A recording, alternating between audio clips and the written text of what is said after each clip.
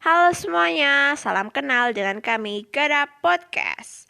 Gadis, Aurel, Dinda, Andre. Nah, kali ini kita akan sharing bersama aku selaku Dinda dan narasumber kita yaitu Aurel.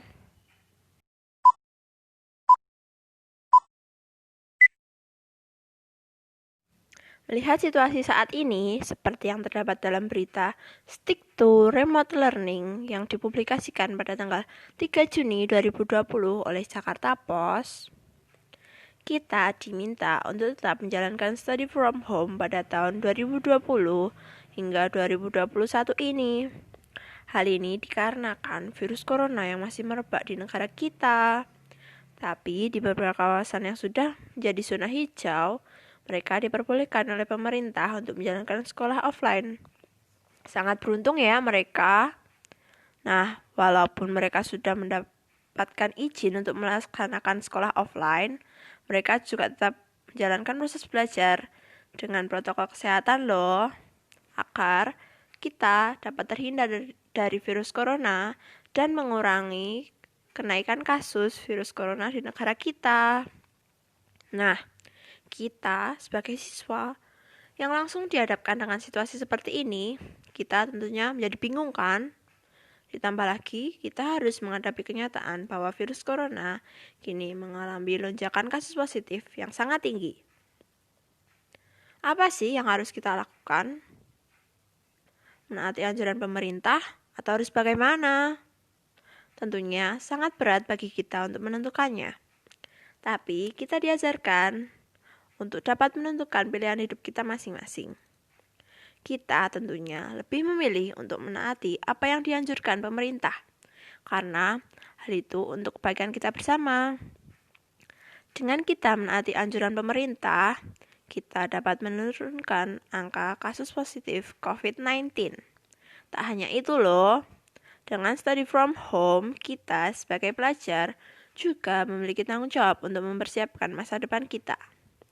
Setelah lulus SMA kelak, nanti kita akan dihadapkan dengan pilihan hidup yang lebih besar, seperti memilih untuk melanjutkan kuliah, untuk bekerja, untuk hidup membiara, atau menjalankan semuanya beriringan.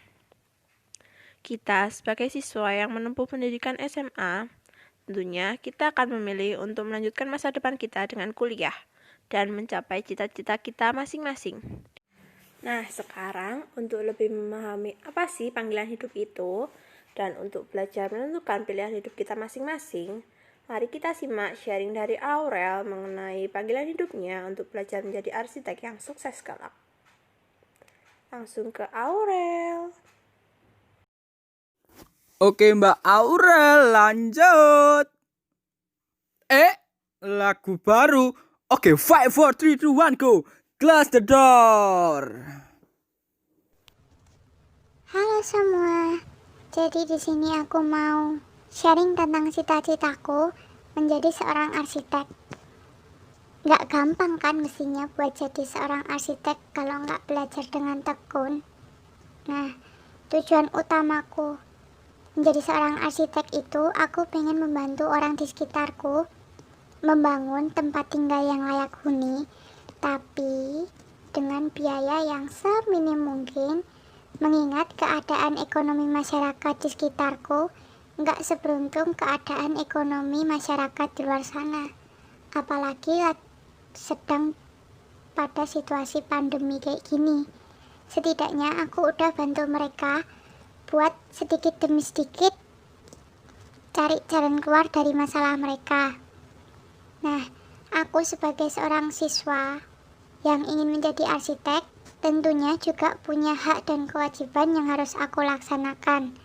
Ditambah lagi, aku juga memiliki tugas untuk mempersiapkan masa depanku. Agar semua hakku terpenuhi, aku juga harus melaksanakan kewajibanku. Apa aja sih hak dan kewajibanku sebagai siswa dalam menjalani study from home ini untuk mempersiapkan cita-citaku? Nah, yang harus aku persiapkan itu Aku harus mengikuti pembelajaran di sekolah dengan baik. Tentunya nggak yang asal-asalan dong. Yang kedua, aku harus mempersiapkan diri untuk mengikuti penilaian tengah semester. Yang ketiga, aku harus mencari banyak sumber informasi mengenai universitas yang bagus. Yang keempat, aku harus mencari banyak sumber informasi yang berhubungan dengan arsitek. Yang kelima, aku harus mengikuti tryout untuk mempersiapkan diri mencapai cita-citaku. Dengan menjalankan kewajibanku, tentunya aku dapat lebih mudah untuk mencapai cita-citaku dan tidak merugikan orang-orang di sekitarku. Dengan menjadi arsitek, aku berharap bisa menjadi mandor dalam membangun sebuah bangunan besar di wilayahku. Aku berharap dapat menjadi mandor yang baik, mandor yang dapat memimpin anggota-anggotanya dengan adil tanpa mementingkan kepentingan pribadiku. Aku gak pengen jadi pemimpin seperti ketika terjadinya demokrasi terpimpin.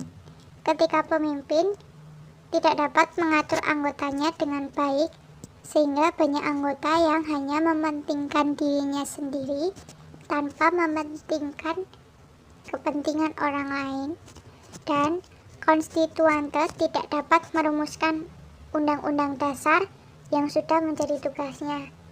Jadi di sini aku nggak mau proyek pembangunan jadi kacau dan gagal seperti pada demokrasi terpimpin. Aku pengen mewujudkan amanat Undang-Undang Dasar 1945 untuk menciptakan masyarakat yang adil dan makmur melalui pilihan profesinya. Untuk menjadi arsitek dan mandor yang baik, aku harus mempersiapkan masa depanku dengan kuliah di jurusan arsitektur. Aku pengen kuliah di Universitas 11 Maret. Aku kuliah di sana ada 2 cara yang dapat aku pilih, yaitu SNMPTN dan SBMPTN. Sedangkan aku pengen masuk melalui jalur SNMPTN dan hanya terdapat kuota diterima sebanyak 30 siswa.